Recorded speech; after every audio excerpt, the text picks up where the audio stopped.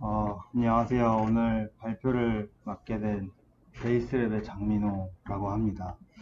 오늘은 제가 연구 주제로 가져가려고 하는 부분에서 어느 정도 진행된 사항까지만 발표를 진행하려고 하고요. 오늘 주제는 DID 환경에서 좀 더 효율적인 아이덴티티 관리 시스템, 그러니까 블룸 필터를 이용한 관리 시스템을 소개하고자 합니다.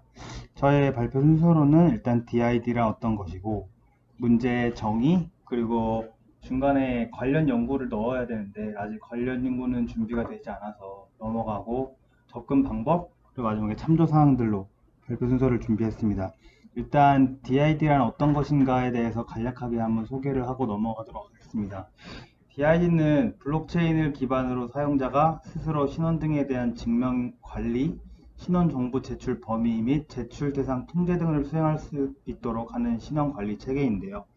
기존의 공인인증서나 네이버나 이런 데를 통해서 중앙 집중화된 신원 인증 서비스를 진행했다라고 하는 반면에, DID는 블록체인 기반의 탈중앙 신원 인증이라고 합니다.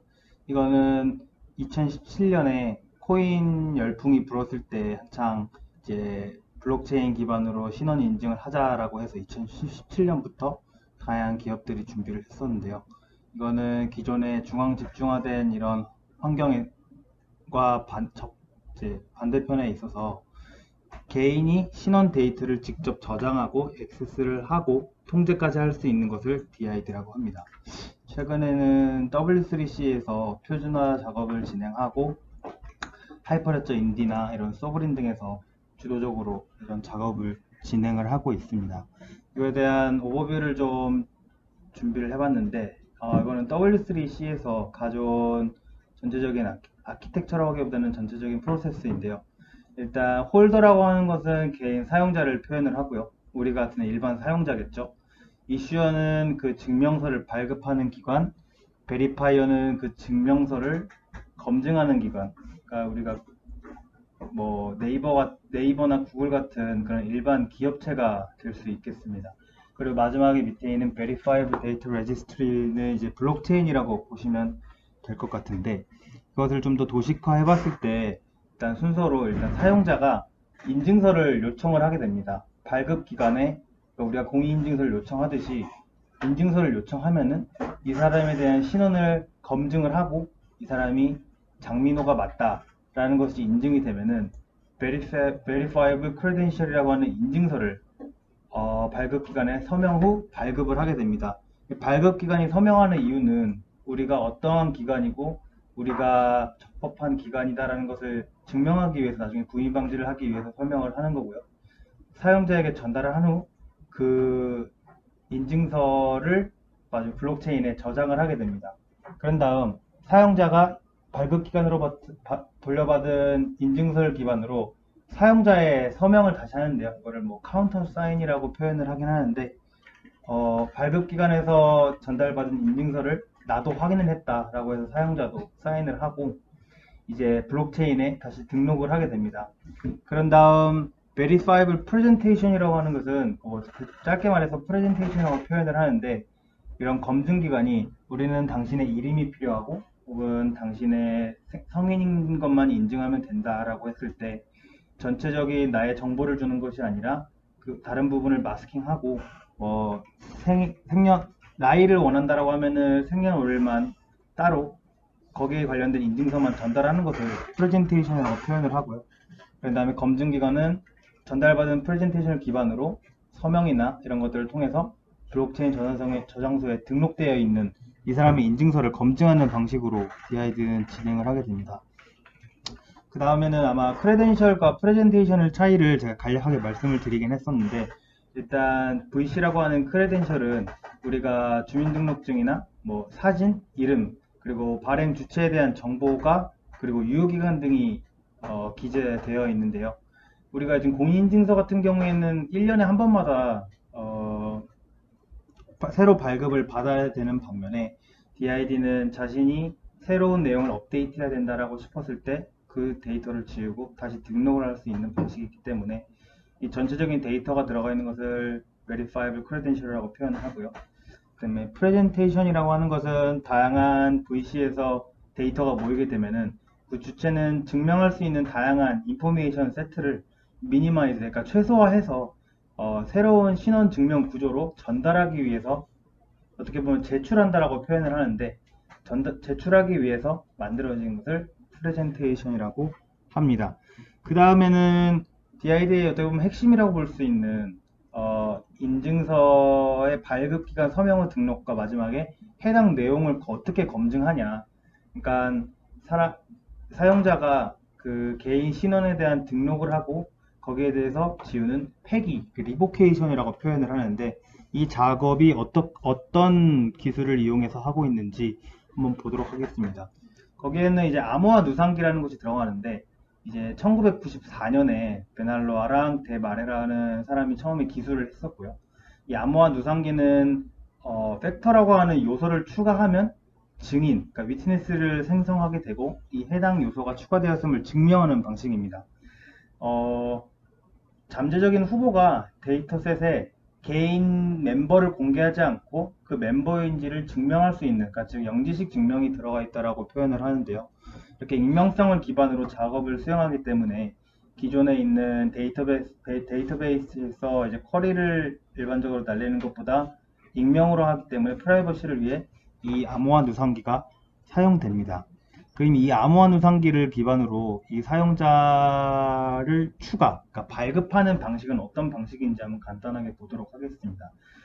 실제로 이게 되게 암호학적인 내용이라서 수식이 되게 많고 이래서 완벽하게 이해는 못했는데 제가 아는 선에서 그리고 제가 이 블록체인 DID에 어떤 적용할 수 있는 선에서 정도만 정리를 했기 때문에 혹시나 피드백 같은 거 있으면 말씀을 해주시고요. 일단 발급 같은 경우에는 정보를 데이터베이스 형태의 큰 소수로 저장을 합니다. 제가 준비한 거에서는 그냥 일반적인 소수로 프라임 넘버로만 준비를 했고요. 그리고 소수로 구성된 값을 팩터라고 하는 리스트 형태이고 그 발급자라고 하는 이슈어가 발급할 때 생성을 합니다. 그 사용자가 이 테이블에서 4명 있다라고 기준으로 했을 때 프라이빗 키 1, 2, 3, 4가 있겠죠. 그러면 그 사람이 추가로 생성될 때마다 소수로, 그러니까 일반적으로 우리 DB를 볼 때는 인덱스 넘버로 1, 2, 3, 4, 5, 6, 7, 8로 순서로 갈 텐데 순서로 가게 됩니다. 이렇게 되면 2, 3, 5, 7, 11 등등등으로 가고 여기에 있는 팩터라고 하는 것들을 곱셈한 값을 2라고 했을 때 여기 4개 들어갔을 때 210이라고 하겠죠. 그러면은 이 2가 검증 혹은 뭐 발급자, 사용자라고 했을 때 팩터는 2이고 이 대신은 이제 2를 뺀 나머지 위트네스라고 표현을 합니다. 그거를 뭐 증인이라고 하고 뭐 증명이라고 하고 위트네스라고 표현을 하는데요. 그러면 이 기반으로 발급을 했을 때 폐기는 어떻게 되는지 한번 살펴보도록 하겠습니다. 사용자 ABCD가 있고 발급을 팩터 ABCD라는 것을 발급받았을 때 이 모든 곱셈, 그러니까 연산을 통해서 2라는 값이 도출되는데요. 그럼 홀더 A 기준에서는 실제로 팩터가 A라고 하고 그 나머지 값들을 위트네스라고 표현을 하겠죠. 그러면 이 모든 연산을 통해서 2라는 값이 나오고 이때 홀더 P가 새롭게 발급을 받게 됩니다. 그러면 그 사람 홀더 P의 팩터는 P라고 있고 그리고 이제 ABCD가 발급받은 기준에서 이 P가 발급받는 기준까지의 보정받는 값이 있는데 이것을 위트네스 델타라고 표현을 합니다. 그리고 만약에 폐기를 위해서 홀더 A가 리보케이션을 진행을 했을 때 A라는 것을 빼겠죠. 이 A라는 것을 뺄 때는 나머지 위트네스와 팩터의 연산을 통해서 2를 만들었기 때문에 이거는 소수의 값이기 때문에 팩터를 나누면 위트네스가 나온다 라고 해서 자신의 데이터가 정확하게 뭔지는 공개하지 않고도 내가 이 멤버 쿼리에 들어갈 수 있다는 것을 증명하는 방식이 이 암호화 누산 방식의 발급과 폐기 방식입니다. 그러면 이 프로세스를 한번 따라가 보도록 하겠습니다. 일단 홀더 A가 A라는 것을 팩터를 발급을 하게 되면 어큐뮬레이터, 그러니까 암호화 누산기는 A라는 것이 들어가 있겠죠. 그 다음에는 기존에 들어가 있던 위트네스는 당연히 없겠고 델타, 전달되는 정보는 따로 없을 겁니다. 베리파이에게 전달되는 정보라는 것은 여기 다섯 번째, 제출이라고 하는 프레젠테이션을 제출한다라는 뜻인데, 그 다음에 B를 발급했을 때는 accumulate에는 A와 B가 들어있겠죠.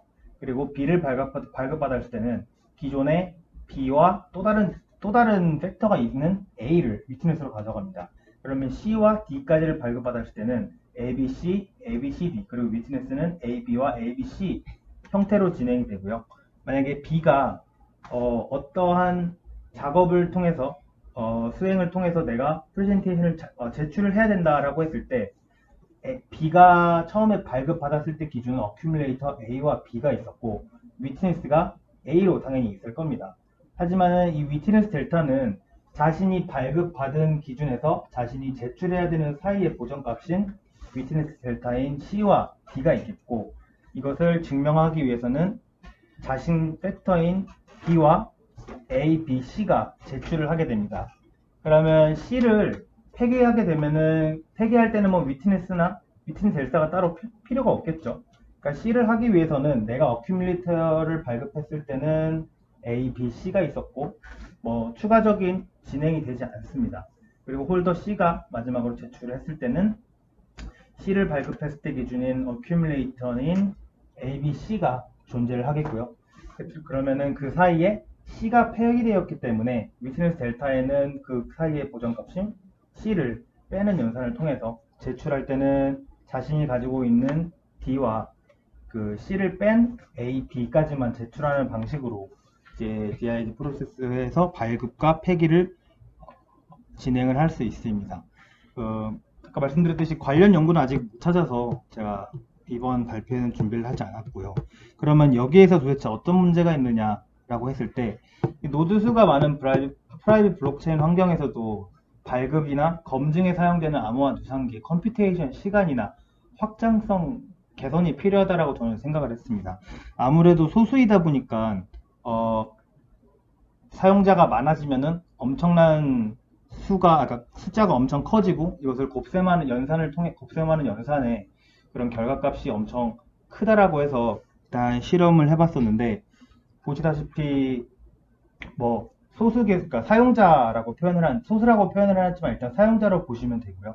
일단 10,000개, 50,000개, 100,000개, 50만 개까지 했을 때는 2분 안에 전부 다 끝낼 수 있는데 100만 개를 사용자가 100만 명에서 추가가 됐을 때 이 계산을 해봤더니 12분, 뭐 1시간, 2시간 반, 5시간 반 그리고 1000만 명이 이 DID를 발급받았을 때는 33시간이 걸린다는 일단 시험 결과가 나왔었고요. 그래서 결과적으로 말씀드리면 100만 명 이상이 됐을 때부터 이 어큐뮬레이터에 의해서 곱셈 연산에 이런 결과값들이 어마무시하게 커지고 나중에는 그 용량까지 굉장히 커질 수 있다라고 생각을 해서 이런 문제를 가지고 어떻게 하면 해결해 볼까 라는 생각을 했습니다. 그래서 접근 방법으로는 제가 저번 발표에서 설명드렸던 블룸 필터를 적용을 해보자 라고 생각을 했는데 블룸 필터는 한마디로 말씀드리면 확률적 검색 필터입니다. 그러니까 원소가 집합에 속하는지 여부를 검사하는 데 사용되는 확률적 자료 구조이고요. 집합의 크기가 굉장히 크거나 집합에 속해 있는 원소의 크기가 엄청나게 클 때 그러니까 쉽게 라이트 노드에서 사용할 수 있는 전처리 과정에서 검색 필터를 할 수 있는 전처리 과정에 사용을 하고 있습니다. 블룸 필터에 의해서 어떤 원소가 집합에 속한다고 판단된 경우 maybe yes, 없다고 판단되는 경우에는 definitely not이라고 하고요. 여기에서 문제점은 maybe yes, 그러니까 여기는 왜 definitely not이고 여기는 maybe yes 나오냐라고 하면은 false negative라고 하는 긍정 오류라는 문제점이 있는데 이 문제점은 제가 적용하고자 하는 방법에서는 아무 문제가 없다라고 판단이 되어 블룸 필터를 적용을 하게 되었고요. 블룸 필터는 비트코인 SPV나 스펠체커 그리고 사전이나 구글 크롬에서 US 사이트 차단 등에 주로 사용되고 있습니다. 일단 블룸 필터 구조로서 간단하게 가져와 봤는데 M개의 비트 크기의 비트 배열로 구성이 되어 있습니다. 그리고 K가지의 서로 다른 해시 함수를 사용을 하는데 이 해시 함수를 통해서 나오는 결과값은 이 비트 배열 크기 1부터 M까지의 값을 균등한 확률로 출력을 하게 됩니다. 그리고 원소를 추가할 때마다 추가하려는 원소에 대해 K가지의 해시 값을 계산하고 대응하는 비트를 1로 설정을 하게 됩니다. 일단 여기서는 16비트와 3개의 해시 함수 기준으로 간단한 예시를 보여드릴 텐데, 일단 16개의 비트로 구성되어 있는, 그리고 3개의 해시 함수를 사용하는데 여기서는 비암호학적 해시를 사용을 합니다. 그 이유는 빠르게 연산을 하기 위해서 비암호학적 해시 함수를 사용을 한다고 하고요. 뭐뭐나 FMB, 젠킨스라는 해시 함수를 주로 사용을 한다고 합니다. 어떤 해시 함수를 사용에 따라서 퍼포먼스는 바뀌겠지만, 일단 가장 많이 쓰는 3개 해시 함수 정도로 이렇게 뽑아볼 수 있는데, 일단 블룸필터 A라는 것을 add 했을 때는 3가지 해시 함수에 따라서 3과 1과 14가 나오고요. 여기 결과값에 따라 해당하는 인덱스에 1로 변경을 해줍니다. 그 다음에 B라는 것을 새로 적용을 했을 때, add를 했을 때 16, 1, 7이라는 결과값에 따라서 해당하는 인덱스에 1로 변경해주는 것을 add 펑션에서 사용할 수 있는데, 그래서 예를 들어 x라는 것을 여기에 존재하냐라고 했을 때 a가 1, 3, 14 그리고 b가 1, 7, 16이라는 인덱스가 1로 설정해 있음에도 불구하고 x라는 것은 넣지 않았지만 중복되는 값이 있기 때문에 maybe yes, 그러니까 100% 있다라고 표현하지 않고 확률적으로 있을 수 있다라고 표현을 합니다. 이런 이유 때문에 블룸 필터가 긍정 오류, 실제로 존재하지 않는데 존재한다라는 단점이 있습니다. 그리고 반면에 y를 검색했을 때는 결과값으로 16, 2, 7의 결과값에 따라서 인덱스를 확인해 보면은 하나라도 0으로 되어 있으면은 실제로 완전히 존재하지 않는다라고 표현을 합니다. 그래서 이 블룸 필터의 단점인 긍정 오류, false positive가 제가 하고자 하는 실험에서는 의미가 없다라고